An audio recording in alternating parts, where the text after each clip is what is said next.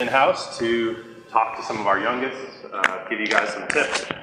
Some of you are going through, how many going through recruiting? One, thinking about it? Yeah. But then also for the adults, talking about practice routines.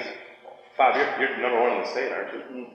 Duke recruiting? For accounting, yeah. But a lot of the adults, I know you guys have questions too about performance. And just kind of it's your opportunity to get some insight into life behind the scenes. What is it really like traveling? I don't know, how many weeks out of the year do you guys travel? 25. A lot. In the 20s. Yeah, we have Facebook going, so we are going to get questions coming in from everybody who's watching around the country. We also are filming, so if you guys don't mind, when you do get asked a question, just repeat it in the mic so that people who can't make it tonight, they can actually hear what the question was when you answer. This will be pretty informal. I'll let each of them just kind of give them a little insight into who they are, their accomplishments, what they're doing in their career, hopes for this year, and then from there we'll just kind of open up the floor for some Q&A, and should be a fun night. So I guess you got the mic, so you get to go first, Gar. Last man up, first man to go. Testing. Is it on? Yeah. All right, I'm Garth Mulroy. I'm from South Africa. I came over here, I went to NC State, finished in 2002, turned pro right away. Played some mini tours for a year or two, and then made my way over to Asia. Played in Asia for a few years. Went to Q school in the States, got my web.com card. Played there for a few years, got my PGA card, played there for a few years. I then played an event in South Africa, which I won, which got me a European Tour card, so played over there for about 6 or 7 years. And then I got injured, and that's how I ended up here with Chris. And yeah, so I've played for about 15 years, seriously. The last few years have been basically on and off with some injuries, and obviously when you've played at a certain level and then you don't quite perform like you used to, your interest levels drop pretty quickly, so start looking at other things. Thanks. Hi, I'm Leslie Klutz. I'm from Antwerp, Belgium. I actually just got back from holiday break. I play on the Symetra Tour currently, and I just qualified for the Ladies European Tour as well, so I'll be combining that this year. I went to UNC Chapel Hill. I graduated in May 17. I graduated in business. And I actually also just came back from Miami to spend a week with the national team there with 2 juniors, and I actually spent a lot of time with college coaches and talking about how the recruiting system goes these days. So if you have any questions about that, I can help you. Okay.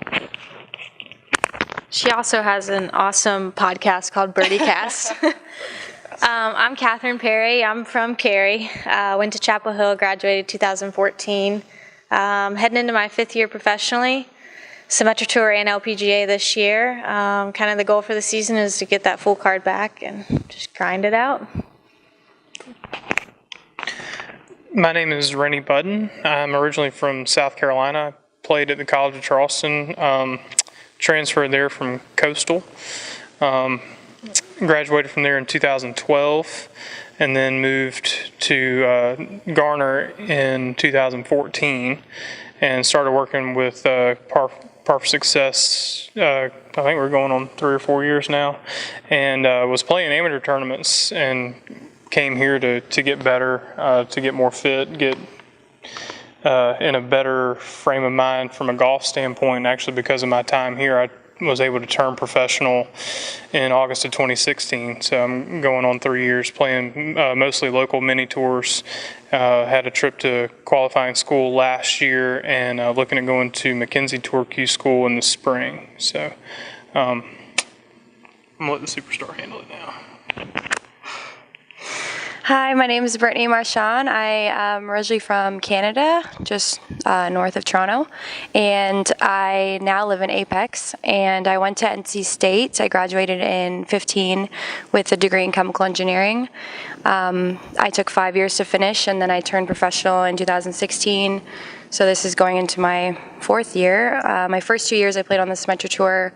Last year I had conditional LPGA status to start the year and finished with my full card. And so now this year I have full status on the LPGA and looking forward to it. I'm Logan Warren. I'm originally from the Charlotte area. Unlike all these highly educated people over here, I turned pro out of high school, so any college questions should go to that end of the couch. Been playing mini tours for 3 years. This year's actually going to be my first year playing Q School, so yeah, we'll see how it goes. My name's Jake Levitt. I'm originally from Baltimore, Maryland, and I came down here to go to Elon University, and I graduated in May of 2018. So I've been playing just on the mini tours for probably about 6 months now or so, and haven't really done anything like they have yet, but gonna kind of get there hopefully. So yeah, going to Q School for Sure. Is that better?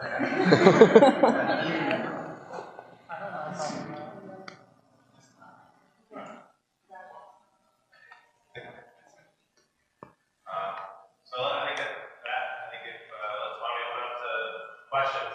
I know each. Back this way. Haley, you look like you have something on the tip of your tongue.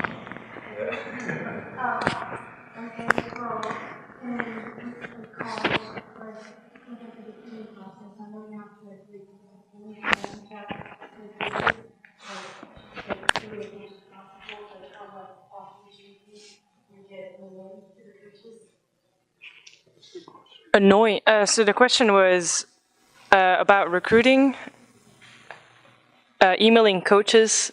What is the point that it gets annoying? When is too much? Good question. I don't think you can ever email too much until they actually respond, okay, we got it, we don't want you. I don't know. Yeah, I guess. Isn't that a business rule too? Chris? Keep emailing until they say no. Yeah, keep emailing until they say no. I don't know. That's my advice. I would agree.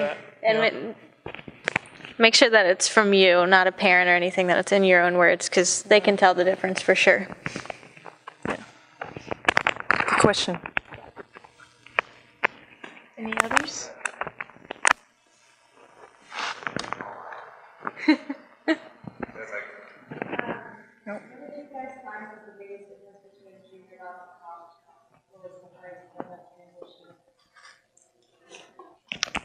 Hardest part about transitioning from junior to college golf, I think the big thing is the time management. So much of it you're going from workouts to class to the golf course to homework to sleep, but it's even more so than I thought in high school because you have a lot more, the course load is a lot higher. And yeah, I think that for me was the biggest thing, trying to figure out how to manage my golf time and still improve, but also keep my grades up. You have any thoughts? Do you know what the typical college golfer day or college athlete's day looks like? Have you looked into that? Okay. So, to I guess add to what KP said, you know, if for those of you that don't know what a typical college athlete's day looks like, it typically starts with early morning workouts. And they dictate, for the most part, when your classes are, so they're your class schedule, and that always doesn't fit in your major. So you may be taking classes from 8 in the morning, and 8 o'clock on a Friday is the last thing you want to do as a college student is be in a classroom listening to a lecture, because that's probably not fun, especially after a 6 a.m. workout.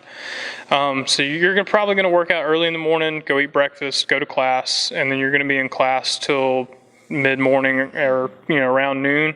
Then you're going to be on the golf course pretty much the rest of the day, and either in a lab at night or study hall or some variation of that, and trying to fit in your meals and eat healthy in those meals and have some form of social life. So it is pretty much all consuming. And I guess the main difference between that and junior golf is you're kind of running your own schedule or having your parents help you run your practice schedule. So I think that's where the biggest differences are. Yeah, I also think that a big part of it is the team aspect.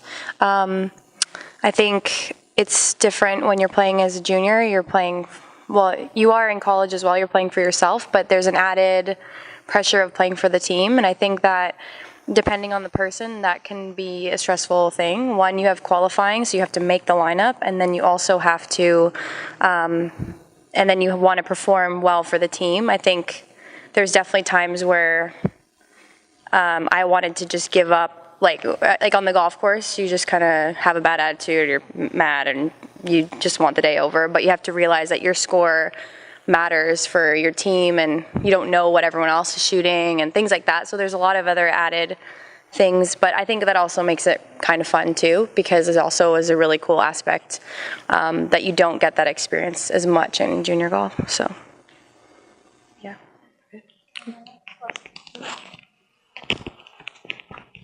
For me, I found it really difficult coming from Europe to the US. Like, I didn't know anyone here, and like my entire team was in Belgium. Like, I had my swing coach. Well, that was pretty much it. I didn't really work out before, so.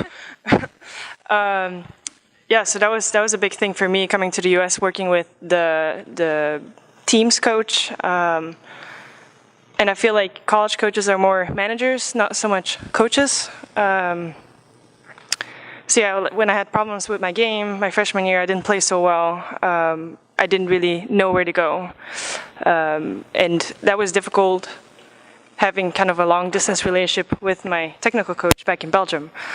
So that was a major struggle for me. So I ended up finding someone here that I could work technically on my game. So that was the thing that was hard for me. Yeah. Do you have any more? All right. Okay. Good question. Yeah. Next question. And then. How many hours a day did you practice in high school? I don't know exactly. My usual schedule was to leave from school on the bus straight to the golf course and practice till dark. But I know that it's kind of harder now with course loads. It seems like there's a lot more work than 8 years ago, which is kind of crazy. But pretty much till dark every day, and then on the weekends. So it was definitely a time commitment, and had to sacrifice a lot of social things for it, but it was worth it in the end. I echo that 100%. As soon as I got out of school, I was fortunate that my family lived at the golf course.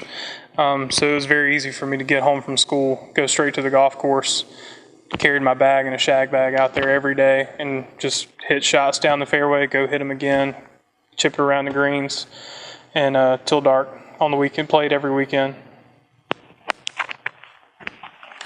Yeah, I was pretty similar. I lived 45 minutes away from where I played golf, so I had a lot of drive time, and that was I only drove myself once I could drive, so my poor mother drove me a lot. So thank you to my mom. But yeah, I was pretty similar. I just golfed after school, but coming from Canada, half the year we didn't play golf outside, so I was kind of lucky that in the winter I felt like it was easier for me to get better grades, because that was most of my school time was in the winter, so it was a little bit different for me. I still went to indoor facilities, but you can only do so much. I worked out a lot more when I was younger. Didn't really carry that too much further until now, but yeah, so yeah, I guess I would say the same thing as them. If I had the opportunity, I just left from school and went and golfed until I couldn't, and then all weekend basically. Yeah.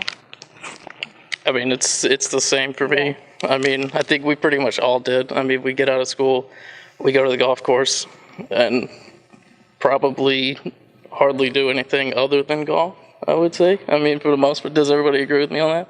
Yeah. I mean, we just, do the schoolwork, yeah.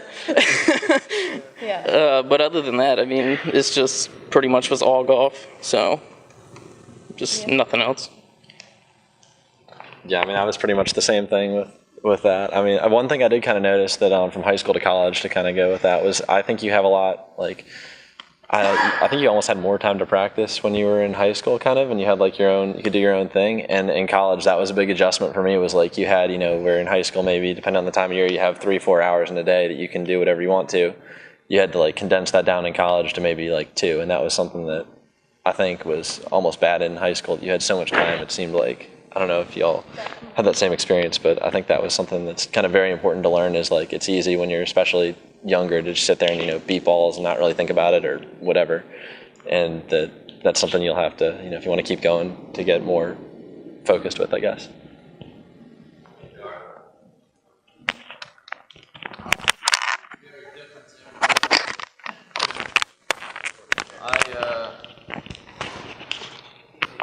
I guess I took a different path. I didn't enjoy practicing.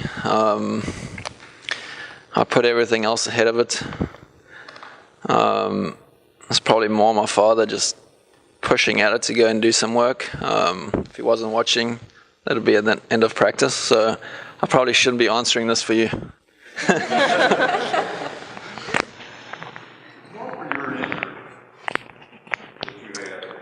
Chris should probably answer this, but mostly back stuff, lower back, from swinging badly for so long, because I'm old now.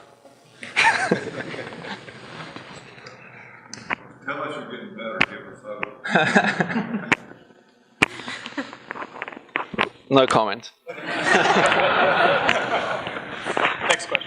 With the high school thing, I didn't practice very much, I would say, like Wednesday afternoon and then weekends, but I play a lot of tournaments. I just play tournaments, like club tournaments, it didn't matter. That has helped me a lot. Yeah, just gaining experience, not so much beating balls, but like going out and play a match. Yeah. Good question. At what point in your career did you feel the determination to play club golf at a high level? At what point in? At what point in your career? At what point of your career did you determine to play at a high level? I was probably 15 or so when I got into high school. That's when I kind of thought, hey, I'd like to play in college. I know that. And then 17, I made it in the U.S. Open, and that was kind of like, okay, maybe I can do this on the LPGA one day. So I think it kind of varies for everybody when you start getting serious about it. So I took a little different path, and it's going to sound weird, but after my freshman year of college, I decided that I wanted to do this professionally. So I went and played a lot of Monday qualifiers, and I was working with a swing coach at the time, and he in fact, he told me, I mean, as plain as day, that I wasn't good enough to do what I was doing, and I needed to go back to school. And so that's what I did. And I actually met the golf coach at College of Charleston when that was happening, and he asked what I was doing. I told him I was looking at going back to school, and he invited me to come walk onto his team. Well, I didn't know if I could do that because I'd been playing professionally. So I had about 6 months of back and forth with the NCAA. Found out that I actually hadn't broken their amateur status rules. Got my amateur status back with the USGA and was in good standing with them. And went and played college golf. And it wasn't until I came here and got in a lot better condition to play. Worked on, I think through fitness, my technique improved, and then we've compounded that improvement with technique to overall improve the whole game. And I made that decision in 2016 to go at it again, because it was my dream since I was 12 years old to play at this level. So. I would say I was about 13 or 14 when I decided that I wanted to go to college for golf. And then I guess the same time, I pretty much decided I wanted to play professionally, play in the LPGA after that. But I will say I started at 7 and I absolutely hated it. Absolutely hated it.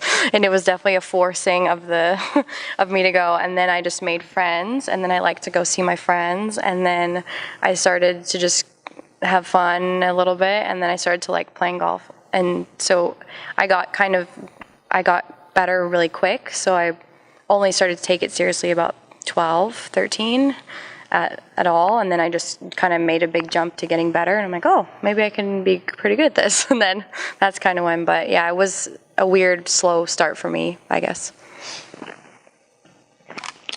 For me, it was going into the 6th grade. I don't know how old you are going into the 6th grade. Somebody like 11, 12, 11 or 12. Before that, I mean, I played every sport there is, basically. And, going into 6th grade, I said, I want to play golf for a living. That's what I wanted to do, so here we are. For me, it was probably around like 11 or 12 too. I can remember there was this guy that was playing on the Canadian tour that would play like sporadically at the course I grew up on. And I remember when I was like that little, I was watching him hit balls, and it was like, wow, that's like the coolest thing ever. And ever since then, I've kind of been like, that was kind of what started me and wanted to do ever since then.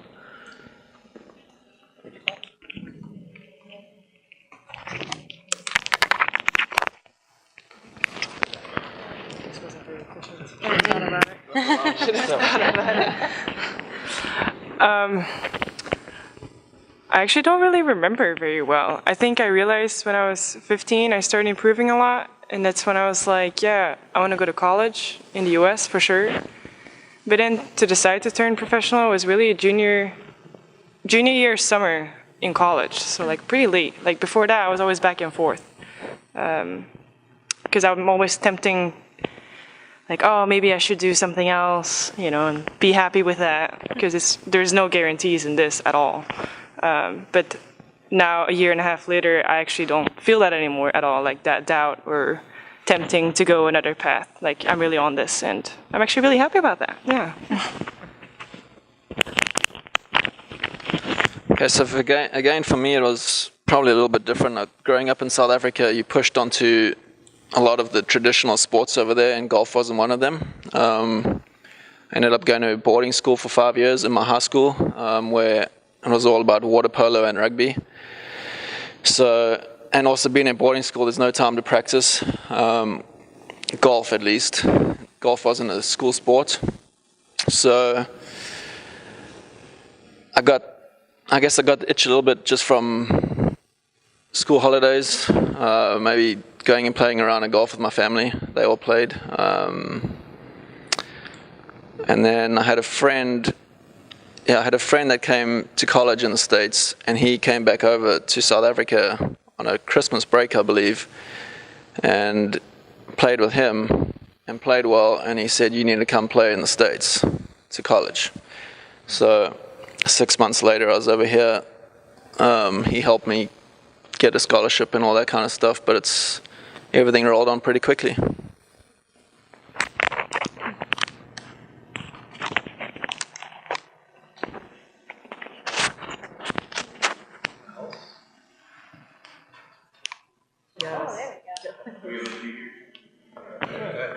So, playing tournaments, how do you do pressure to stay confident, trust yourself, keep yourself calm?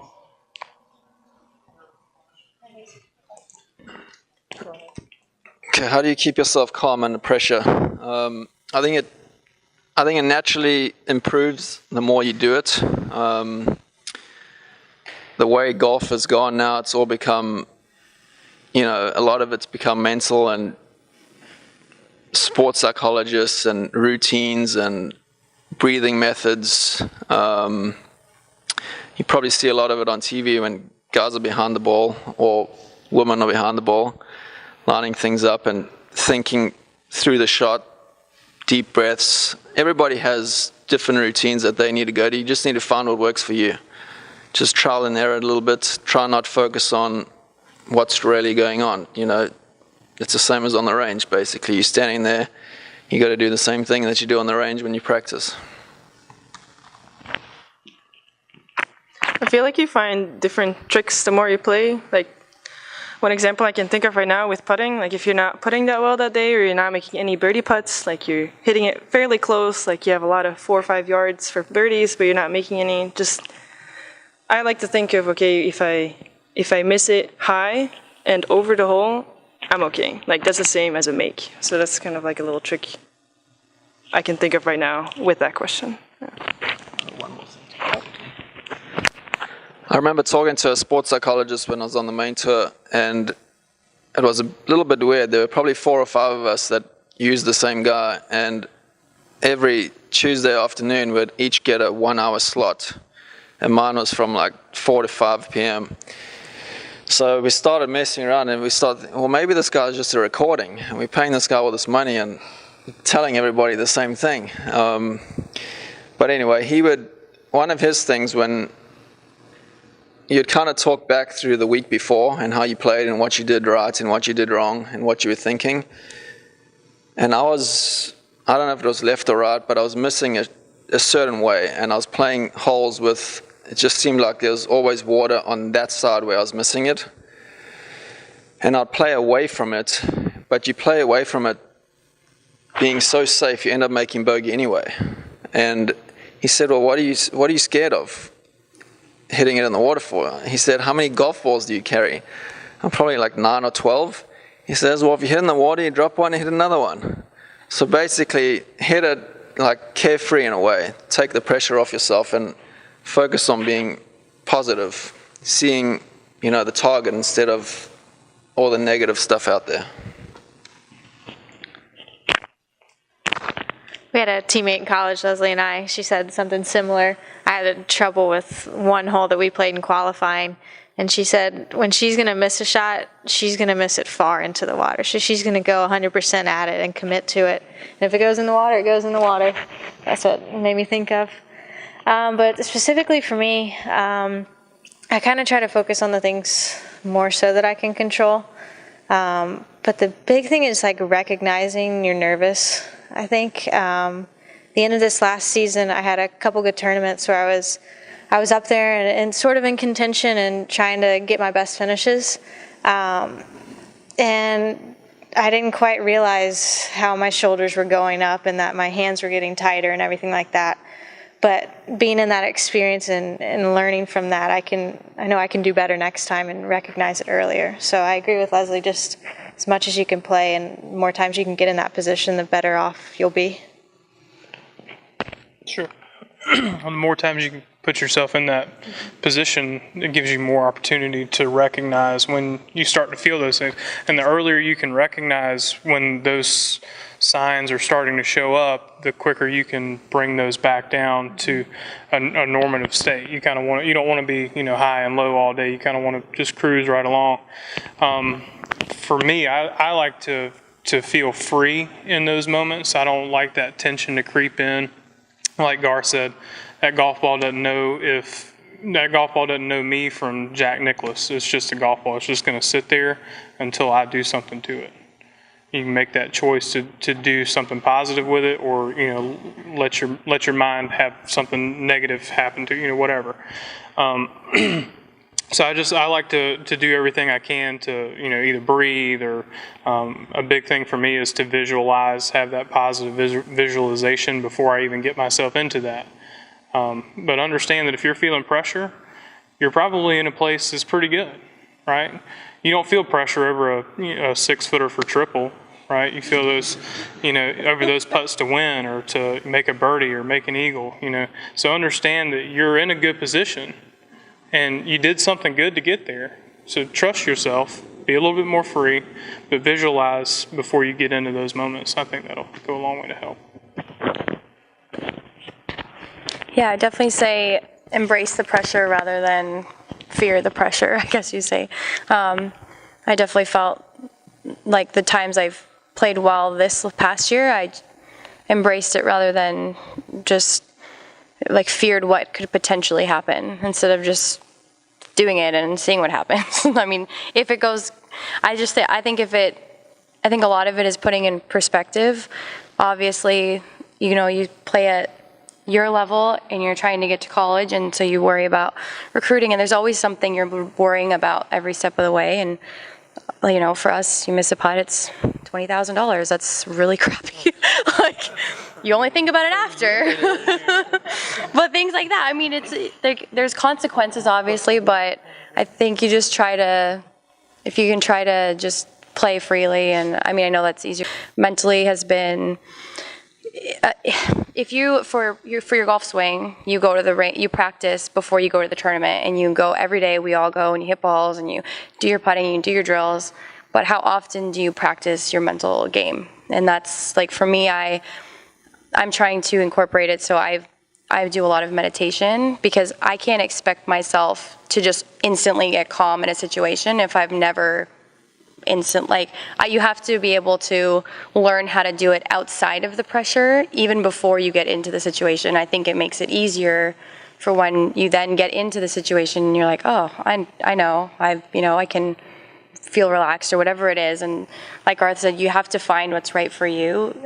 Everybody's different. Like, my mind races a lot, so I have to think about absolutely nothing. Some people need to have cues, things like that. So it just depends. But I think the biggest thing is to start to incorporate. If I took that seriously when I was younger, and I think it seems silly. Like, I don't think meditation seems silly, but it's just the idea of being able to recognize the thoughts that are coming in your head, and then choosing what to do with them. Say, okay, I'm going to let this go, or I'm going to let it fester and make me stressed. So. Does your routine help you to quiet your mind? Yeah. So I have things I do in my routine that, for example, when I walk into the ball, I'm saying the number 9 over and over and over again, really quietly to myself. I know that's really random, but it doesn't make me think about the target or the water or the ball or the whatever. I just keep saying 9 until the ball's been hit. Just 9. I don't know. I just picked a number. I just picked a number because I felt like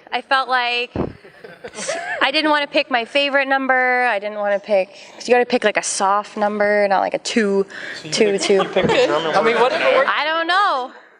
It's like you can say 9 like really softly. Now you're making me think hard about it. I don't know. I was just trying to do it.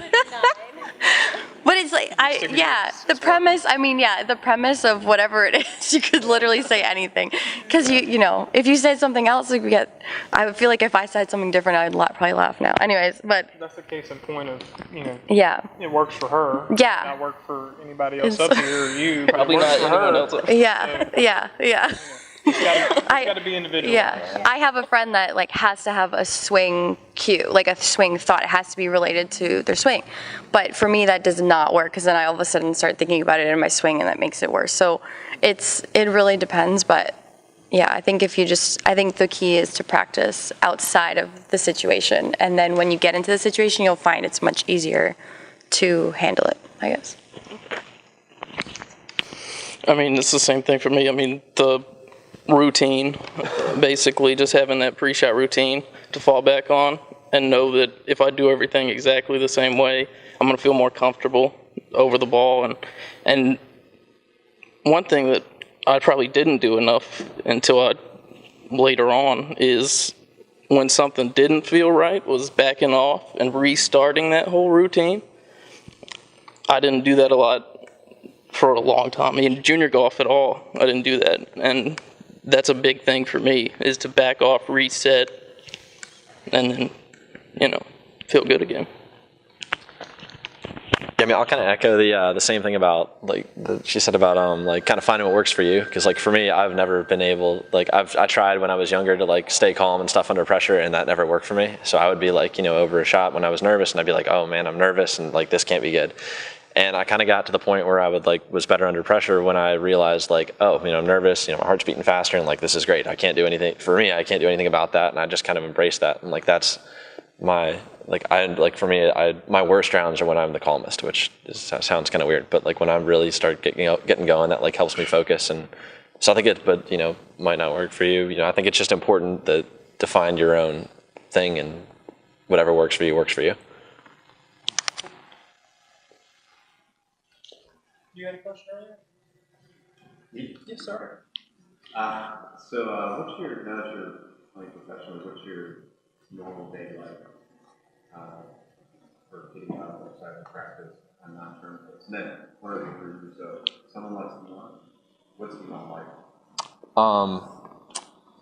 Elon was great. I really liked it. If you're thinking about playing golf there, I would highly recommend it. Great place. I really enjoyed it. But and then your question was what a normal day looks like. What's your normal day like now for being professional? For me, I'll work out at some point during the day, either in the morning or the afternoon. I kind of like to switch it up, or when I'm home. I mean, I kind of like to switch it up just so I don't get. I don't like doing the same thing over and over and over again. So that kind of helps me get away from that. But I'll normally go either work out at some point during the day, and I'll play 9 to 18 holes, and then I'll do a lot of chipping and putting and kind of distance control work, and I'll go back out on the course and and just kind of hit a bunch of different shots, and that normally takes up my entire day by the time I'm done with it. Yeah, for me, I'm the opposite of him. I want to do things exactly the same way every day, exactly the same time.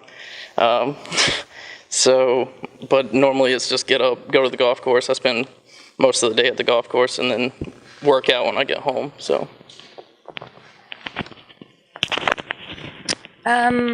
Yeah, I'd say I'm pretty structured, but not always. I don't love waking up early, so you won't find me.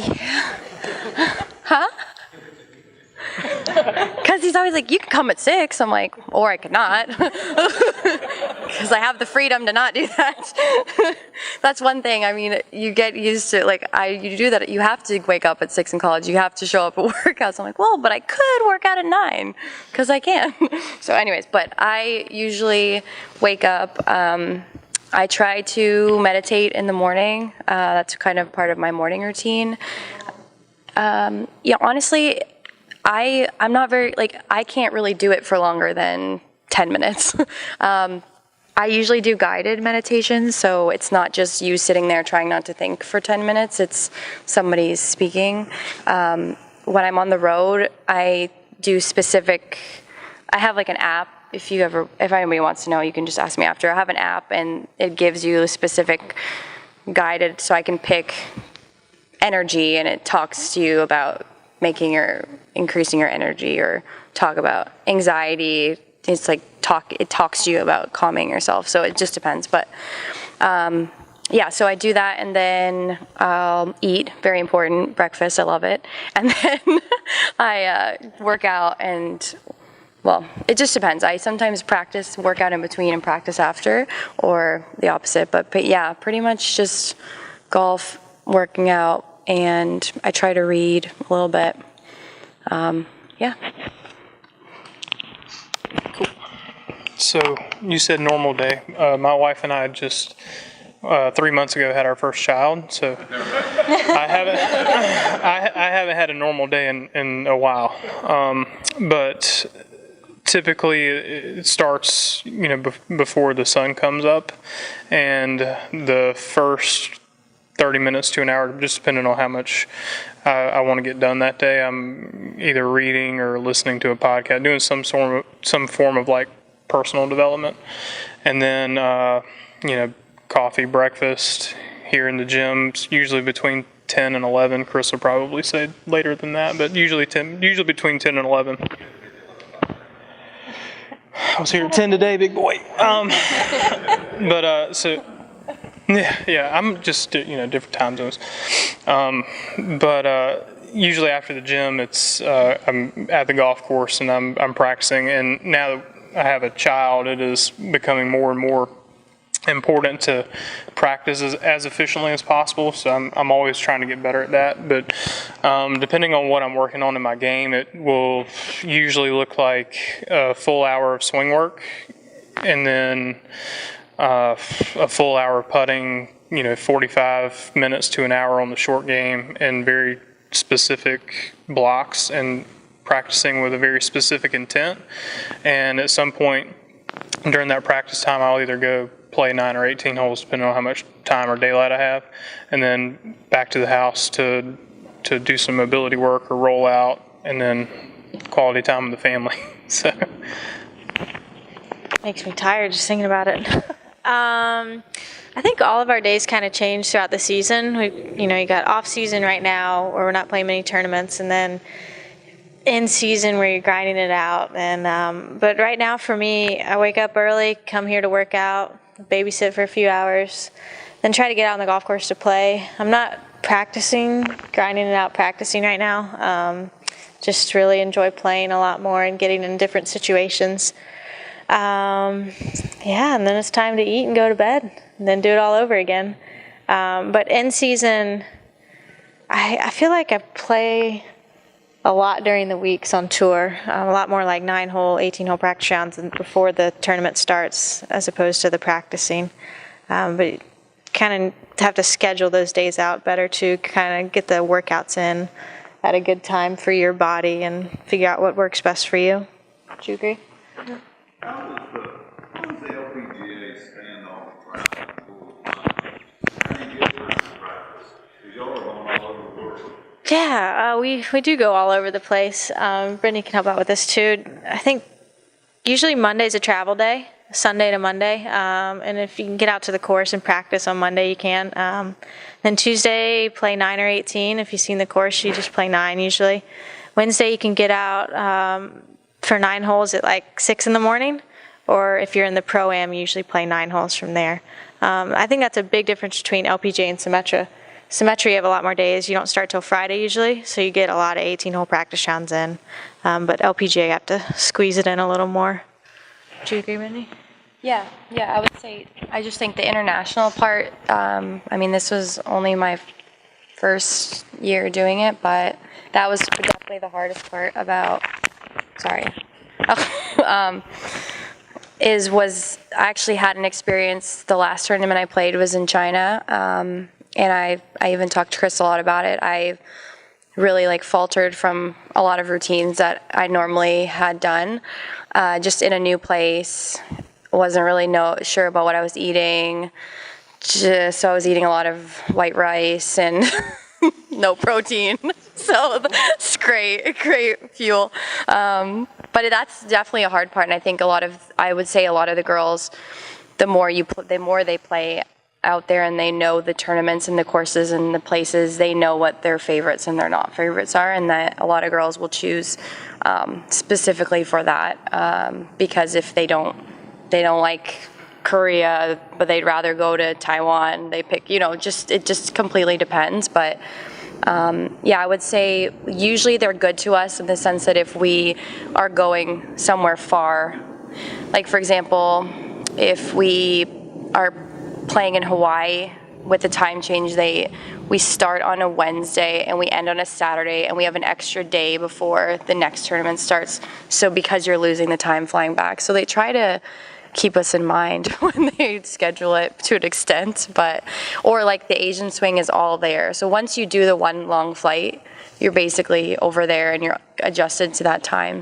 But I would say that's actually a very difficult part about playing on the road all the time and being in completely different places where you've never been. So, yeah. My typical days, I wake up, I love breakfast, so I'll eat breakfast, and then, in the past, I've kind of done things differently, where I was like, okay, this is my job now, I gotta do this 24/7. So I would wake up really early, and then come work out here first thing, and then get done before the sun comes up, because I was thinking, okay, when the sun is up, I gotta be on the golf course, right? Because that's limited. That's scarce daylight. So I would be on the course till the sun goes down, and then I would go home exhausted, eat, and then go to sleep, and then do it all over again. But after weeks of doing that, I was just so exhausted and just kind of done doing that, and I just kind of lost my passion a little bit. That's when I realized I was just doing too much. It wasn't sustainable. So now I have a different plan. I wake up whenever, kind of. I go to bed on a reasonable time, so I'm not worried about that. But it's kind of nice. It's a luxury we can afford because we don't really have a schedule. Well, we make it ourselves, so it's kind of nice. happens when you don't work for someone, so except for yourself. Yeah, and then I come work out at some point during the day. It can be first thing or last thing. That's kind of like I do it either first or last. And then in between, like I first go to the golf course and then work out, or I go to the gym and then go to the golf course. And I'll do 2 or 3 sessions. Each of my sessions are about an hour, so that's 2 or 3 hours of practice, and then I'll play 9 or 18, depending on, you know, like where I'm with my off season or season, and depending on like my energy and stuff. Yeah, and I like to meditate too. Yeah, in school I was involved with a student club, the Carolina Meditation Club. It was basically a bunch of hippies and me, but it was awesome. Like, it was great. It was great. Yeah, so I can talk about that too later if anyone is interested. Again, for me, I think routine changes a lot, depending where you are in the season and what events are coming up. You seem to prepare more for certain events that get your interest levels up a bit more. I'm typically not one to get up and rush out and go do things, especially working out, although Chris likes to get me in here at 6:30. And then on the road, it's, and maybe because I've played for so long, it's, I don't ever play social golf anymore. So it's always just competition. When I'm home, my friends want to go play. There's never anything like that. If I'm home for a week off, I go out, I'll do my quick stretch routine, although Chris likes to extend that out too. I like to keep it pretty short and basic. But get out to the golf course, you know, do 2-3 hours and be done. Just get in and out. Again, before leading out to a tournament though, extend the days out a little bit more. Just be a little bit more disciplined. Not completely wear yourself out there, but I found that when I then arrive at the event, that Tuesday and Wednesday will be pretty heavy loads, getting ready there and just fine-tuning it a bit. So what do you do the rest of the day? Eat. Nap. What would you guys say is something that most people here don't know or don't understand about playing on tour or being professional? Or like maybe what's the hardest thing about it? Maybe that ties into what's one of the hardest things that you guys experience? So there's definitely a lot of travel. There's a lot of alone time. Again, that's going to come back to you individually. If any of you guys are going to play at some point, I don't mind being on my own. I don't mind people around either. So when I started out my career, I was rooming a lot and staying with people. As that went on, I like my space. You're around everybody at the golf course. I guess when Chris asked that question, it just made me think. I get asked a lot, how do you handle being on your own all the time? But you know, for me that works. For others it may not. You know, people get on the road and they get homesick, or they need that little nurturing or loving around them. I'm quite alright on my own.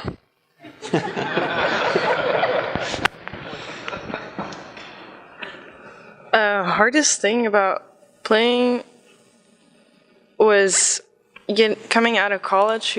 So again, talking about like teams, so transitioning from junior golf to college, and then from college to professional playing, you had your strength coach, you had your team coaches, you had teammates, and now you're all by yourself. So yeah, I'm actually like lucky to be here.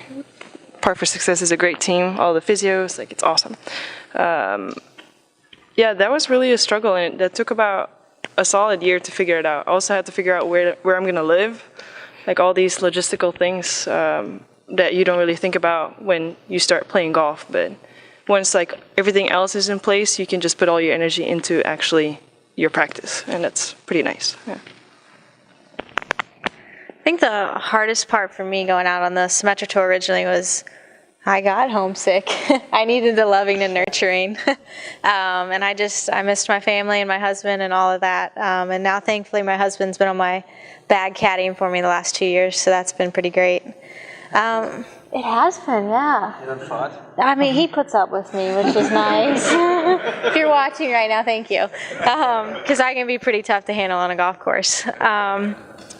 I think one of the things, Symetra Tour-wise, and LPGA, I guess, that most people don't know is that it's a full week of work. It's not just the Thursday to Sunday. Like, we have the practice leading up to it. We don't just hang out wherever we are for 3 days and then go randomly to the course on Thursday and hope we play well. I think that's a common misconception, especially on the Symetra Tour, that everything starts on Friday. But, yeah.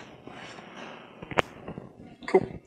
I think some of the misconceptions about life on tour is that it's glamorous.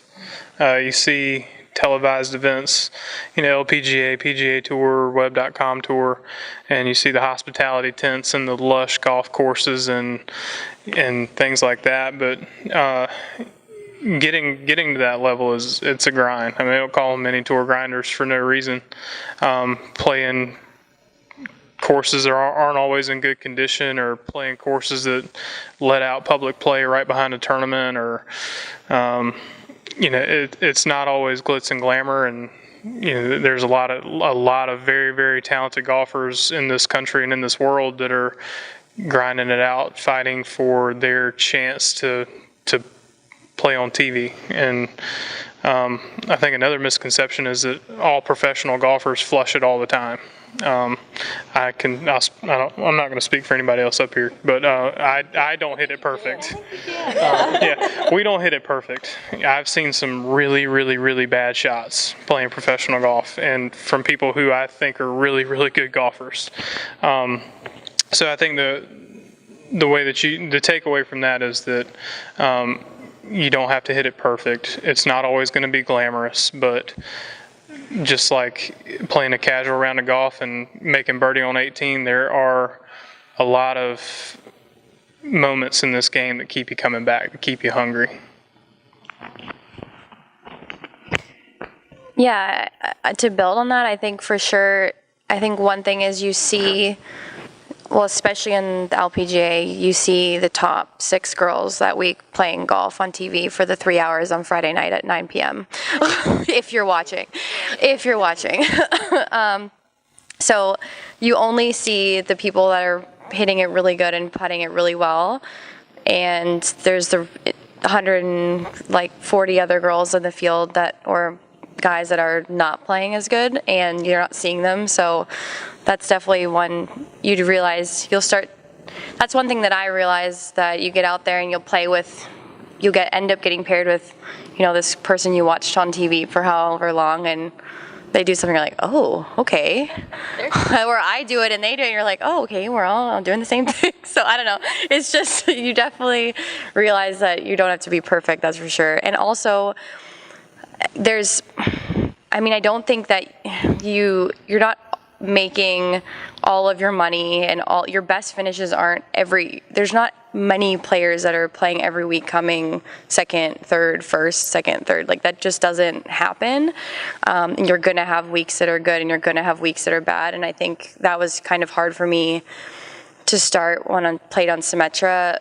I remember my very first Symetra event, I made the cut and came 50th, and I was so upset. I was like, I'm quitting golf. I'm done. My mom's like, you just started. That doesn't even make sense. I'm like, well, if I come 50th, I'm never gonna. She's like, in one tournament? That's insane. And even when that whole year, it was just a grind. I just wasn't really there'd be the first 4 weeks, I'd play okay, whatever. And I'm like, oh, if I have to come top 10. It's you don't have to do, I don't know, when you start doing that, you start to force things, and you'll see a lot of these girls, they'll just have their 3 good weeks, and then every other week is just, they might miss the cut, or they might come, 30th or 40th, and you also have the ability when you're professional to choose, you'll know, okay, I like to take the week off before a major to be ready for the major, because you want that to be one of your good weeks. So you kind of have to schedule it so that you're, playing in a way that you peak in the right moments. And that's kind of how it is. You're going to peak. You're not going to come first all the time. you know that from junior golf too, but it's just important, I think, to know that you have to be patient with yourself out there. And and I think the traveling is definitely difficult at times. Like, I find for me, one of the hardest things is just like you're changing place every week. So try to have some sort of a routine that can stay consistent, but it's really not going to be consistent because you're changing where you are every week. So it's not going to be the same. And being flexible, yet still, I don't know, have some sort of routine that works for most part, but know that things are going to be different wherever you go. So yeah, if you can get good at being flexible with change, that's really important on when you play professionally, I think. Two things that were really hard for me turning pro and playing pro events was, number one, I don't know if you guys know how much it costs to play professional golf, but playing in tournaments and not thinking about the money while I'm playing was big for me, because I would just, for me going week to week, not knowing if I'm going to be able to enter next week's tournament, it's hard to focus on golf and not focus on the money. And then two is, I think somebody said it earlier, being away from your family and away from everybody. For me, I would stay at the golf course way longer than I should and practice like all day long after my rounds, and I would wear myself out where by the end of the week I didn't even have any energy to play. So that's the two things that were hardest for me.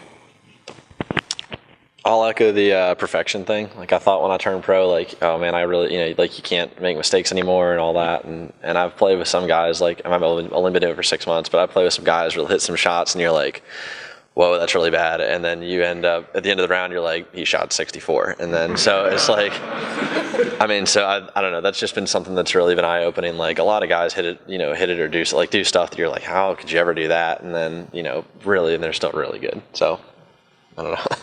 I think we got time for one more question.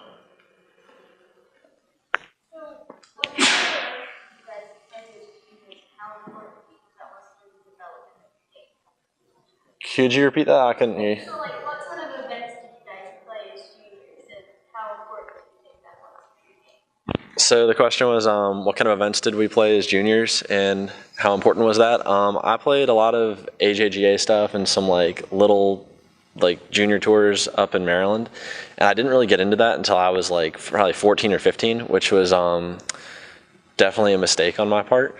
So I think those were really, really important, and the more I played and just stuff, even if it was little things that where the competition wasn't great, just to get used to doing that was really, really important.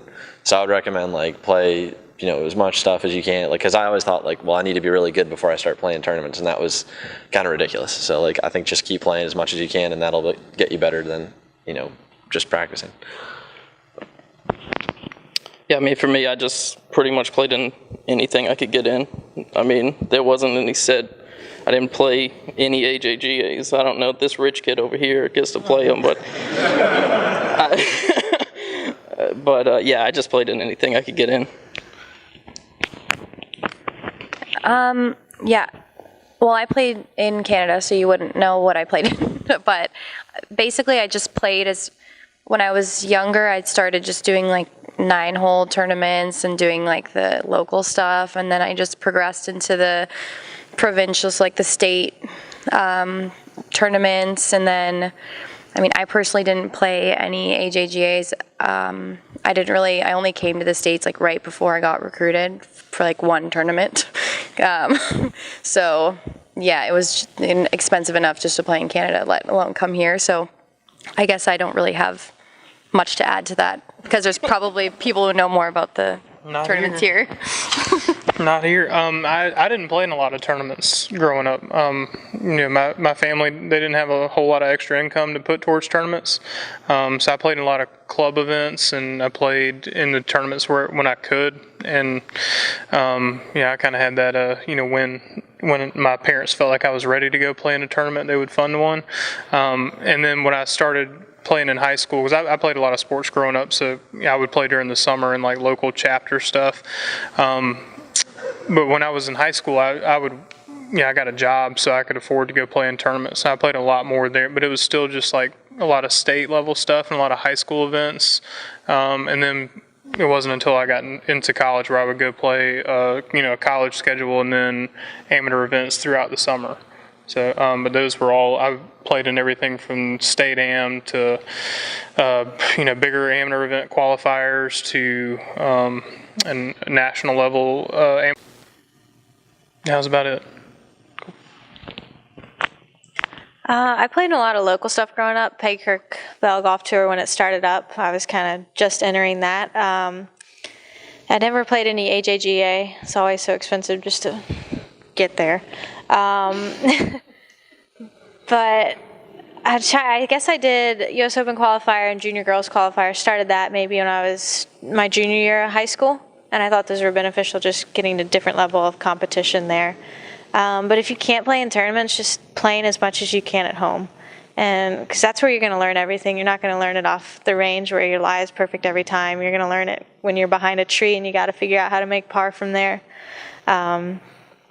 Just play as much as you can, I think. We had a tour in Belgium, a junior tour, Scapa tour, junior tour, and the federal tour, which was for the ladies and men. But I played with the ladies. So we kind of had a good amateur system going there, where you played pretty consistently every weekend. And we had, since it was only the weekend, but you need 3 rounds to get it counted for the World Amateur Golf Ranking, the WAGR. So it was 18 rounds, 18 holes Saturday, and then 36 on Sunday. So that's how it typically was. But I would suggest finding tournaments that are nearby, feasible, but are ranked in the World Amateur Golf Ranking. That's super key, I think. I played one AJGA event, the Annika, which was really, really cool. Just from that experience, I would say that's definitely where the best are there, for junior perspective. So for recruiting wise, I think that's very key for college coaches to see you compared other recruits, rather than just comparing average scores where I don't know what these courses are from a coach's perspective.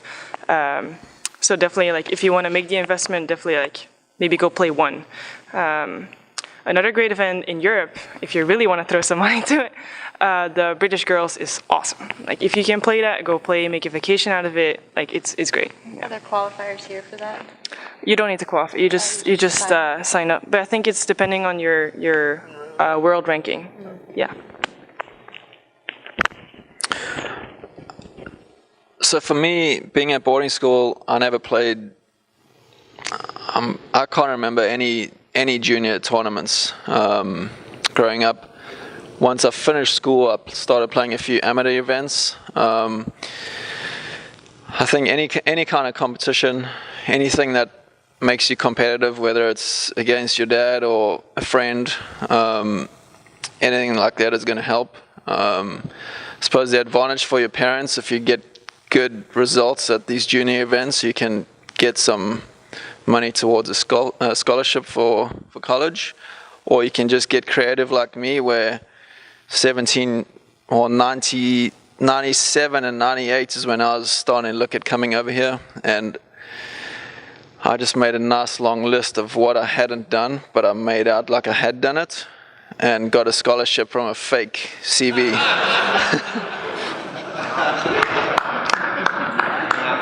The internet was different then. Yeah.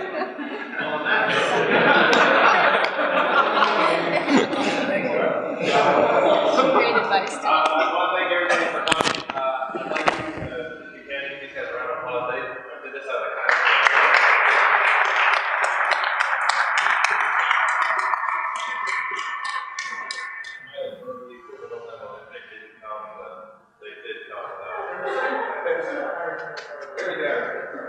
You don't see us. Yeah.